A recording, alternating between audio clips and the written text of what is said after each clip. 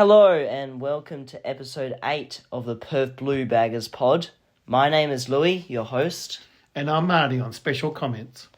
In this episode, we'll be reviewing our round 16 win over Richmond and previewing our round 17 clash against the GWS Giants. So let's get into it. Birding, Curnow really attacked it aggressively. Mackay, Fantasia, did he make contact? I think he did. Here we go. Beautiful little deft kick From 50, end zone. floats it towards Mackay. Forward again here. The Tigers under real pressure. Fogarty around the corner. Got it. Gives off a handball. Walsh. Another one. Here they go again. Loading up. The build-up is good. Fogarty. Look at this. 5 goals. He's kicked 3. Finds Cripps. 21 points now. If successful here, and he is. Beautiful kick.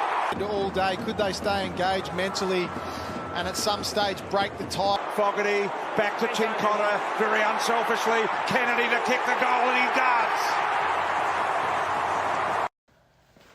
We recorded our biggest win over Richmond in 13 years, prevailing by 61 points at the MCG. After an even first half, the Blues blew the Tigers away on a cold winter's day by piling on 7 consecutive goals, including 6 in 12 minutes in the third quarter that blew the game open. Patrick Cripps was instrumental in this change of gear with 16 disposals in this quarter.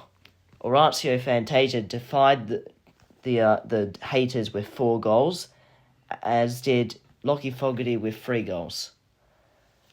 Now, let's get into notable performances.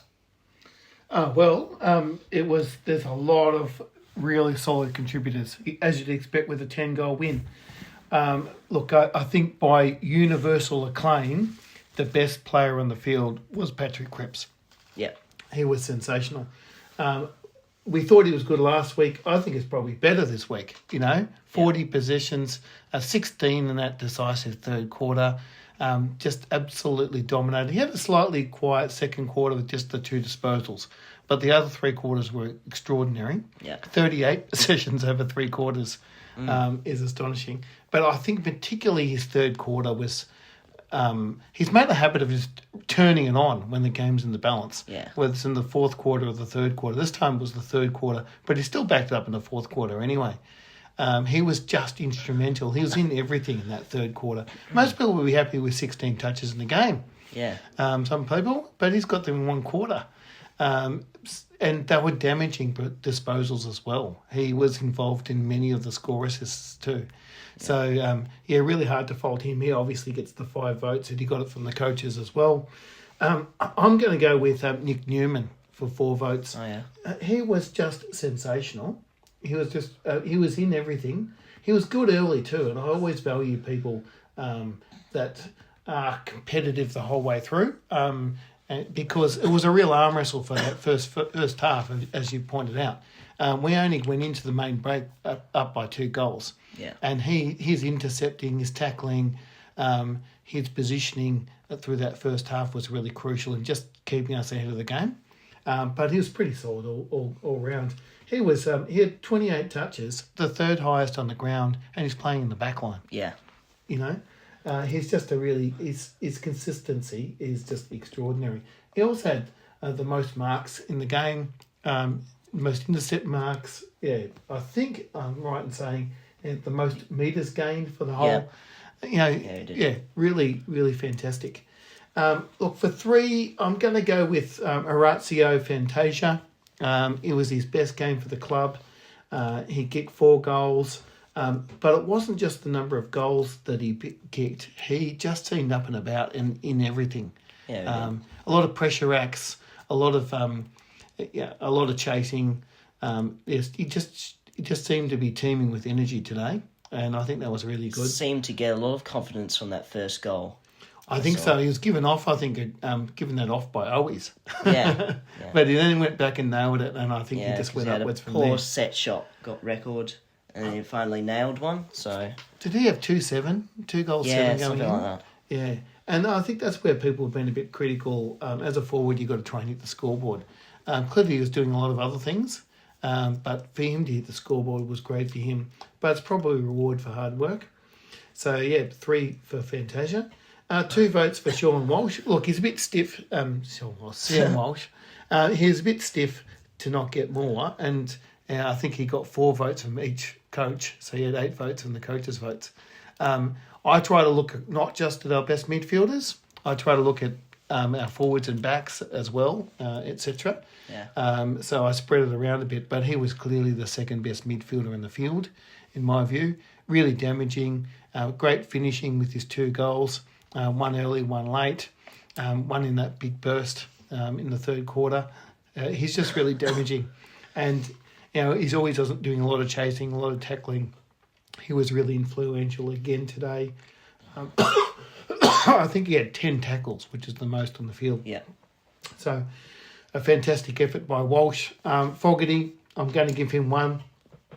He kicked 3 goals. I think it might have been his best output for the year as well. Career best Career best. goal kicking. Fantastic. Well, he was just always in the middle of things, and he was a real live wire. What I really liked about this is that we didn't just rely on Curnow and McKay. We're getting other guys popping up, kicking goals, putting pressure on, getting consistent. We like Fogarty because of the pressure he puts on, but it's good to see him hit the scoreboard as well. And didn't he nail those snapshots well? And he just picked them up, smooth as you please. Yeah. Really fantastic. Look, plenty of people unlucky to miss out. Akers, one of our usual favourites, 33 touches, was just really damaging and ran all day. Jacob Wiedering was amazing in defence. Yeah. Really solid. You could just about put him in the votes every time. And don't we love Elijah Hollands? He just pops up all the time. So there's plenty of guys you could give the votes to. Yep. For the underrated player, I'm going to go with someone a little bit left field. I'm going to go with our big ruckman Pitnet. He's probably not going to get a game next week, and he may not get one for a few weeks just because of how well TDK is playing. But I thought he worked really hard. He was particularly good in the first half, and he went and tackled hard, even if he gave away a couple of free kicks because it's hard to get down that low. Yeah. I just like to see that happening, and he tried to make himself a target. He's not quite as mobile as TDK, which works against him, but the effort was certainly there, which I'm really pleased about. So let's get into the preview of round 17 versus the GWS Giants. So just a bit of opposition analysis. Look, they're out of form, to put it bluntly. And so, that presents us with an excellent opportunity. Look, I think in the form that we're in, I don't actually mind playing guys in form because they really test us. And in a way, I was pleased that we were pushed for the first half in particular because it makes you work and it makes you work out how to get over the top of a stubborn opponent. Yeah. They've still got a lot of good players. The Toby Green, Tom Green, Lockie Whitfield, those guys, Canilio, they've got so many talented players. But they're just not... It's just not gelling. Not gelling at the moment, not in sync. So, but you've just got to be careful. We're playing them at the home ground. You just never know. With that much talent, they might pop up. It's a very even competition at the moment. But, look, I had, in our mid-year review, I had us losing this one, but I just think on form we'll win it. Yeah, it's certainly going in as favourites. And we should be favourites too. Check.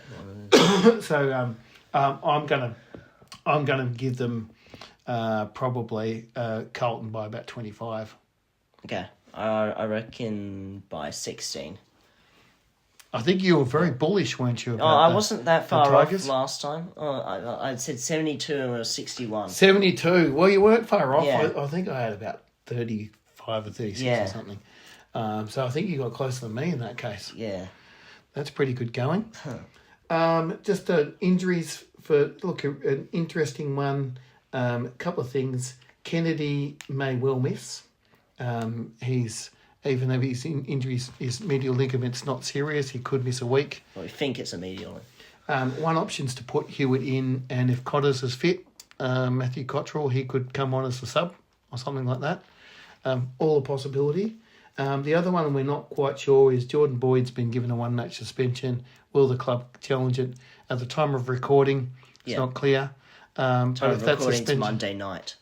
so if the suspension stands, well, we'd be looking for another person in the back line. Could be Marchbank, perhaps. I'm sure he'd be keen to get a go, but I guess we'll see how that pans out. Indeed. Thank you for watching episode 8 of the Perth Blue Baggers pod. If you have any thoughts, please comment below. If you haven't already, please subscribe to us on YouTube and Instagram. Thank you. Up the Baggers. Carn the Blues.